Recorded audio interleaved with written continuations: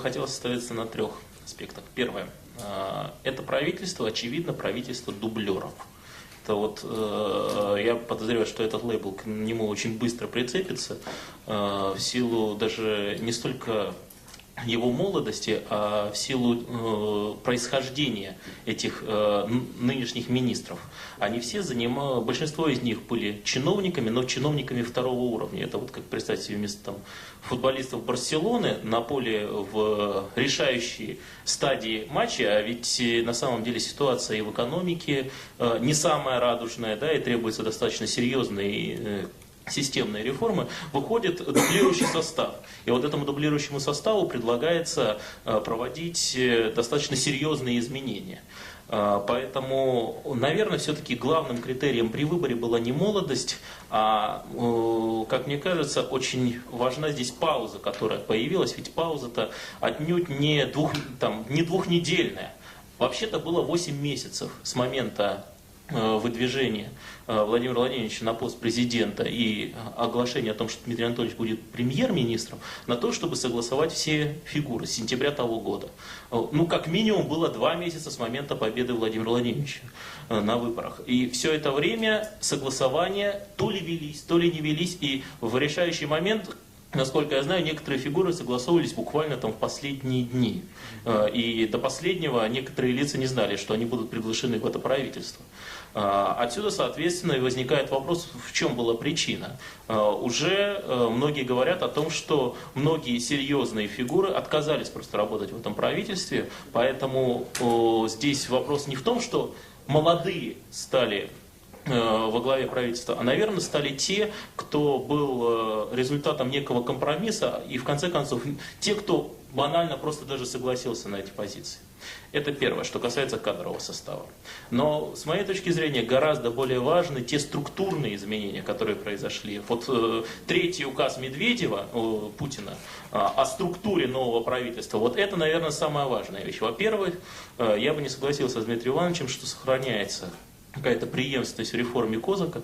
По сути, эта реформа похоронена, потому что идея о том, что будут разделены контрольные и исполнительские функции внутри правительства, которая была заложена в эту реформу, теперь дезавуируется одним простым предложением о том, что замминистры могут совмещать функции с руководителем службы агентств. Все. Контрольные функции, по сути, переподчиняются тем же исполнителям. Поэтому логика в этом решении, да, в развитии административной реформы отсутствует. Следующий момент – это перераспределение полномочий внутри самого правительства, структурные изменения. Смотрите, Ростуризм передается Министерству культуры. На должность министра культуры назначается человек, который не столько близок к культуре, сколько близок к неким историческим идеологическим парадигмам. Это значит, что культура в концепции этого правительства это будет в первую очередь идеология и имидж государства. То есть и назначается, по сути, пиарщик на эту позицию. То есть Министерство культуры, которому отдан Ростуризм, будет выполнять теперь и имиджевые функции, формируя некий имидж российского государства, пусть и через культурную сферу. Росмолодежи отдается Министерству образования. Это, наоборот, деполитизирует молодежную повестку дня. И она становится более более научно-образовательной, более заточенной под человеческий капитал. Следующий шаг, это очень важный шаг, это то, что происходит с Минрегионом. Минрегион фактически внутри Минрегиона создается в виде заместителей министра, дублируется институт полпредов. Что происходит с институтом полпредов? Ну, фактически он и до того-то не имел особого значения. После последнего назначения он так приобрел достаточно такой странный состав, при этом внутри даже самого института полпредов, сами полпреды стали крайне неравны, да, раньше был один Хлопонин, который был первый среди равных, да, теперь еще Ишаев становится тоже членом правительства, поэтому институт полпреда размывается де-факто. Фактически вот эти структурные изменения, они не носят системного характера. Они происходят достаточно ситуативно, и в них не прослеживается логика построения полноценной исполнительной, эффективной исполнительной власти. Да, с точки зрения кадров, наверное, ряд решений достаточно удачными, да, в частности, там, назначение Максима Соколова министром транспорта. Хотя, опять же, вызывает вопрос, почему не назначить Асаула, который за транспорт, в принципе, отвечал, и так же, как и Максим Соколов, был в питерском правительстве, но в питерском правительстве Соколов отвечал за инвестиции в стратегические проекты, а Асаул-то как раз отвечал за транспорт.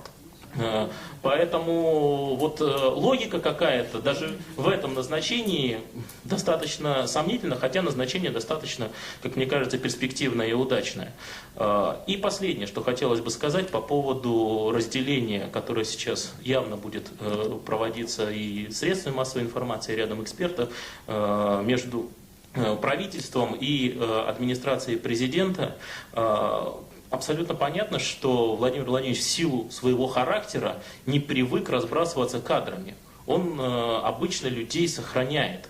Поэтому было абсолютно очевидно, что те фигуры, которые долгое время были у него в правительстве, и даже в бытность его президентом были в правительстве, он их постарается сохранить на ключевых позициях в новой структуре. И абсолютно понятно, что с одной стороны они будут контролировать нынешний кабинет министров, и, наверное, все-таки кабинет министров будет выполнять чисто управленческие, технократические функции. Их задача будет заниматься в кои-то веки не стратегическим планированием, а исполнением конкретных программ.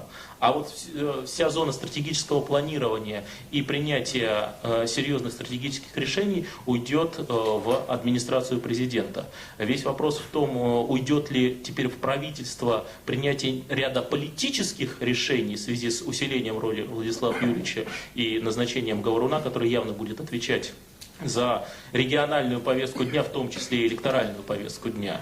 Вот как здесь будет соблюден баланс интересов, мы увидим через какое-то время, но очевидно конфликт уже в этой структуре в своей степени заложен.